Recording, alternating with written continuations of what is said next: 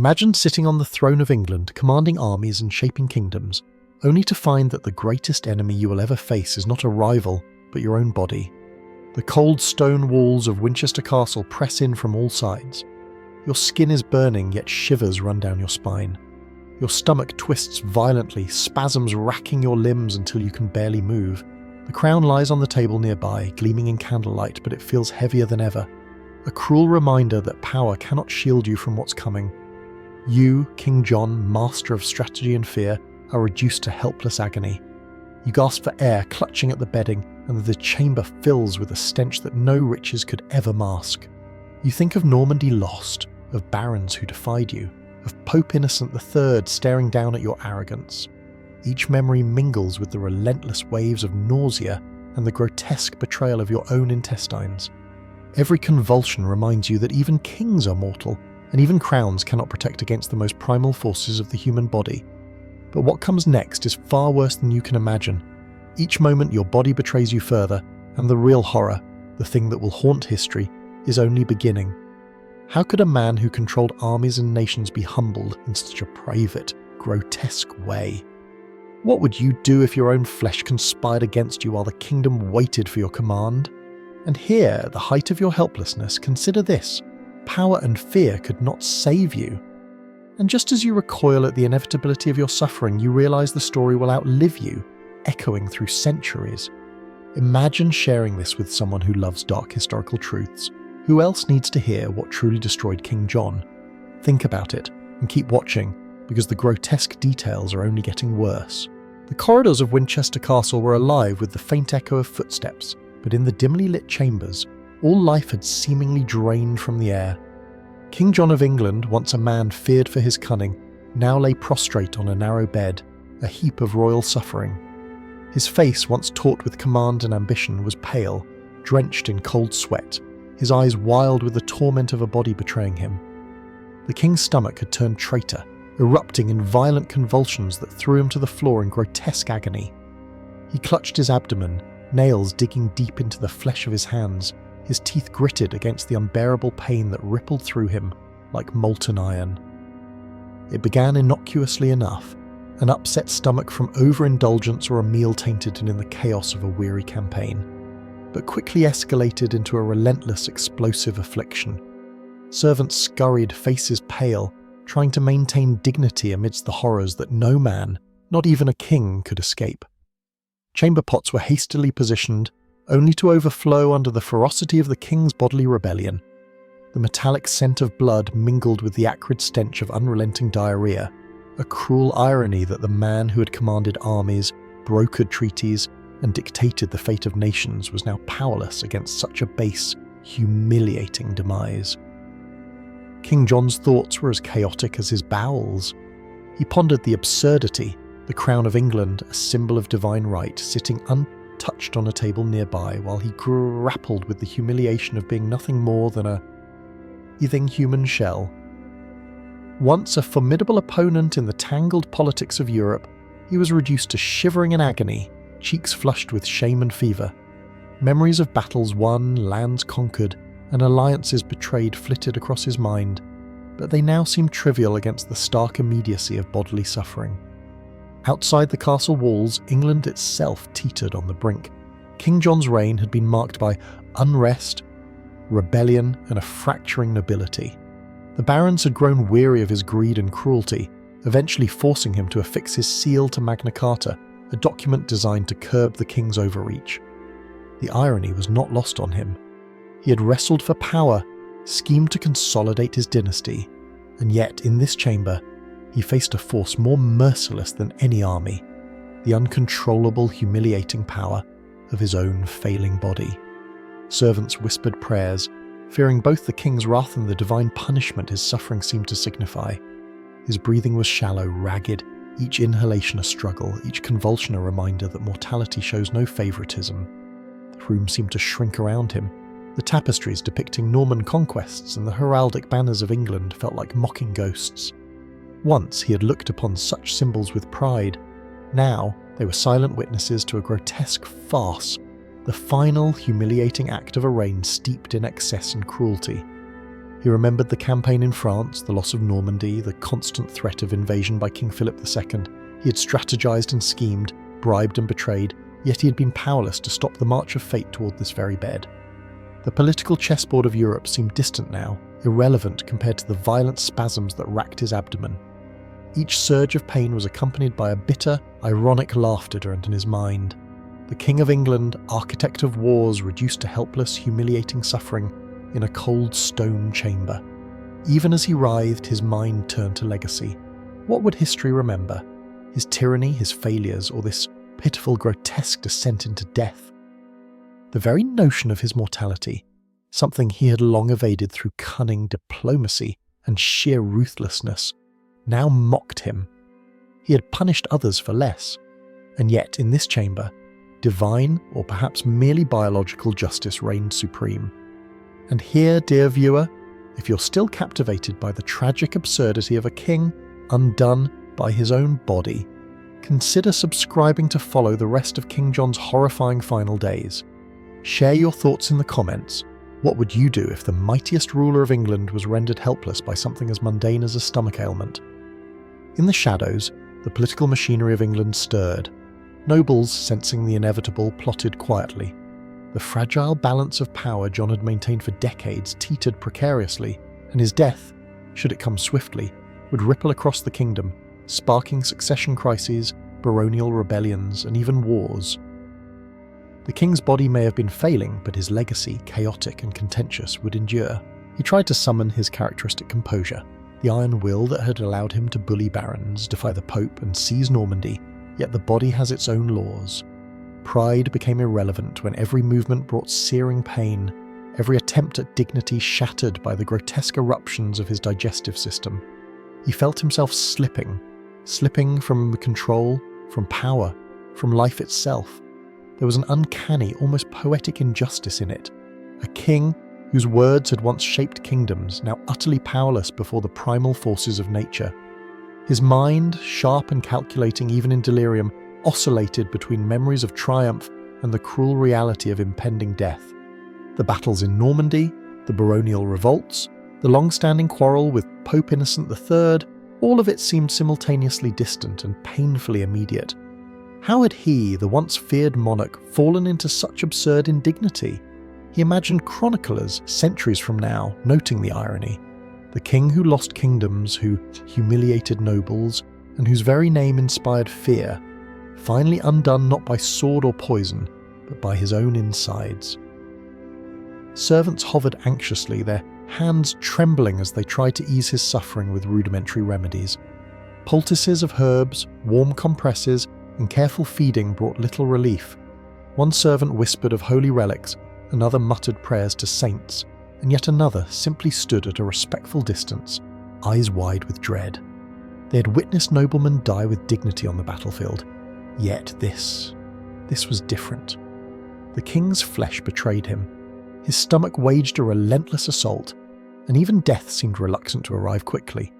It was not just physical pain, but also a profound existential horror. He reflected on the grotesque disparity between the life he had commanded and the body he now inhabited. A life of intrigue, of careful manipulation and ruthless strategy had led him to this bed, to these moments of humiliating agony. His stomach churned as if mocking him, each wave of diarrhea a reminder that power is fragile, and that kings, despite their crowns, are mortal. Outside, the wheels of politics continued their cold, indifferent turning. Barons, emboldened by his frailty, plotted quietly in distant halls. Archbishop Stephen Langton observed events with a mixture of exasperation and calculation. Europe itself watched England with interest. King Philip II of France had long eyed John's weakened claim to Normandy, ready to exploit any misstep. And yet, inside Winchester Castle, all this mattered little. The king was imprisoned by his own body, his mind sharp but tethered to a decaying rebellious vessel. The grotesque ironies compounded. The crown, once a gleaming symbol of divine authority, now sat on a nearby table, untouched. It caught the flickering candlelight, casting cold, unfeeling reflections onto the king's pallid, contorted face. Gold and jewels had once inspired awe and fear. Now they offered only the bitter reminder of human vulnerability. John's lips moved in whispers, prayers, curses, regrets, and frantic thoughts, but the body would not listen. He vomited again, stomach heaving violently, eyes rolling back with fever and exhaustion. In brief moments of lucidity, John wondered who would succeed him, who would inherit this chaos. His nephew Arthur of Brittany had long been a rival in life and in claim. His son Henry, too young and inexperienced, would someday bear the weight of his legacy. Yet in these final hours, these thoughts were fractured, intermixed with grotesque bodily horror, delirium, and bitter irony. The king who had once schemed for power now could not scheme to save his own skin, and, if you're following this dark journey through history, consider hitting that subscribe button and leaving a comment. What would you think, Shaq, if a king so feared and cunning met such a humiliating end? The death of King John was not just a private tragedy, it was a spectacle, a cautionary tale, a grotesque mirror reflecting the limitations of human ambition against mortality. As dusk fell over Winchester Castle, King John's condition deteriorated beyond all recognition. The once formidable monarch, feared across Europe, now resembled a withered, quivering shadow of his former self. His skin, mottled and clammy, clung to protruding bones, the fevered flush of his cheeks alternating with sudden chills that shook him to the marrow. Each violent spasm racked his body with a force that seemed almost unnatural, as if his internal organs were being twisted, pulverized and expelled by some cruel, unseen hand. His chamber was a miasma of human decay, a theatre of grotesque suffering few in history have witnessed with such intimacy. John's inner thoughts were chaotic, shame mingled with fear, anger with despair. He cursed himself for gluttony, for arrogance, for misjudgments in court and battlefield. Memories of his lost Normandy and the humiliating baronial revolt swirled in his mind. He recalled the signing of Magna Carta, a document forced upon him by those he had long considered beneath his wrath. That very parchment, meant to curb his tyranny, now seemed a prophetic talisman, foreshadowing his downfall, not only politically, but physically, grotesquely and inexorably. Outside, England teetered on the brink of crisis. Nobles, sensing the inevitability of their king's demise, manoeuvred with cold precision. Letters were sent, alliances reconsidered, and foreign powers watched with interest. King Philip II of France, always eager to exploit English weakness, must have smiled at the rumours filtering across the Channel. In these final hours, the political chessboard shifted invisibly while the king writhed in private agony. No stratagem could be executed, no command issued. John's body had become a prison and a spectacle in one. The grotesque theatre of death reached its climax when the king, pale and drenched in sweat, shivered violently. He clawed at his abdomen, felt bile rise to his throat, and yet could not summon the strength to lift himself from the bier. His breathing was shallow, laboured, his eyes, once keen and calculating, now flickered with delirium and fear. Even in his final moments, he reflected bitterly on the absurdity. A king whose mind had plotted campaigns and manipulated nations, now entirely at the mercy of the most base and humiliating of human frailties. The political consequences of his impending death loomed large. John's heir, Henry III, was a mere child.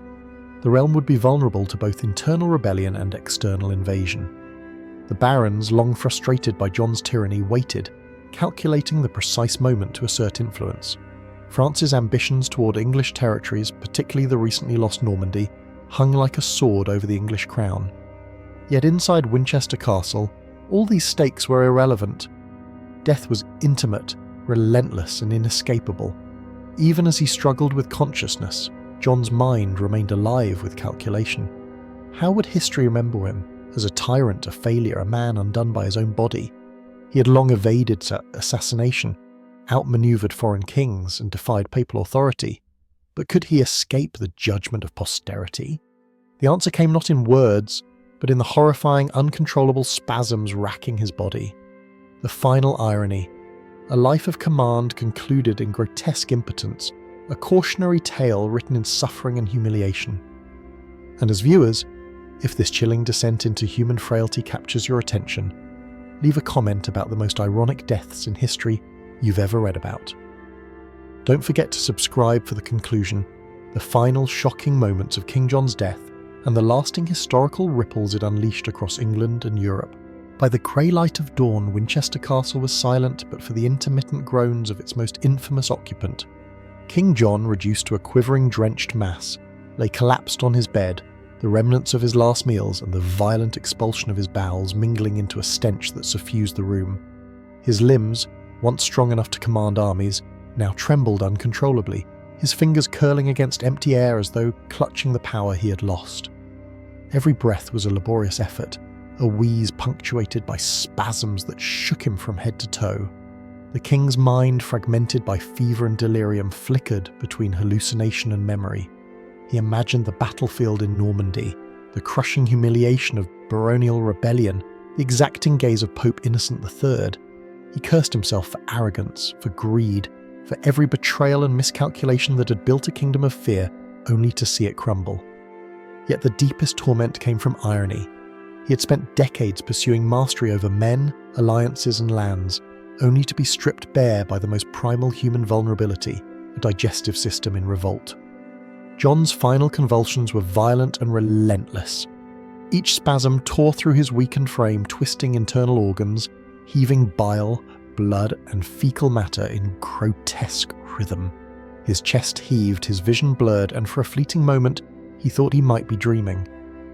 The world flickered with shadows and hallucinations, invading armies, accusatory barons, angels and demons in a chaotic dance around his bed. And yet, beneath the delirium, a chilling clarity emerged.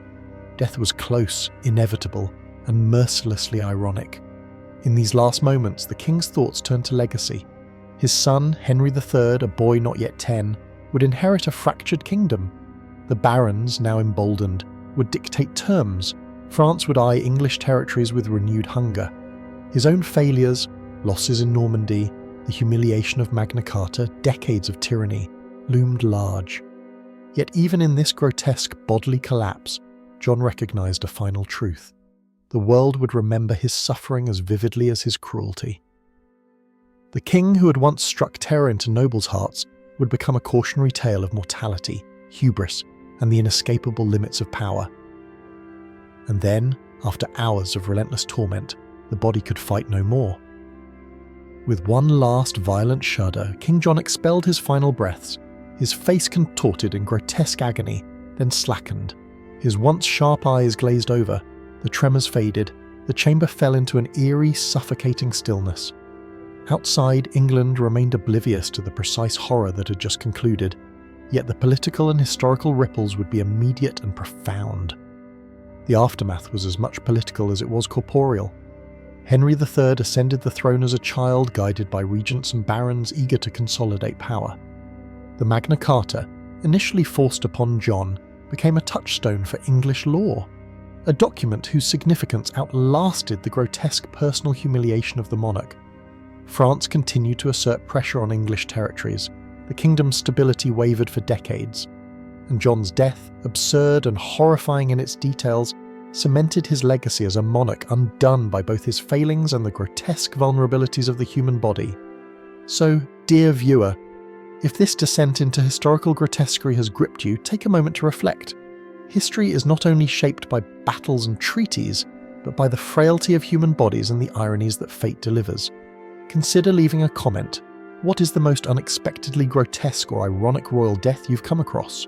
Subscribe to follow more stories where history's power, horror and irony collide in unforgettable ways.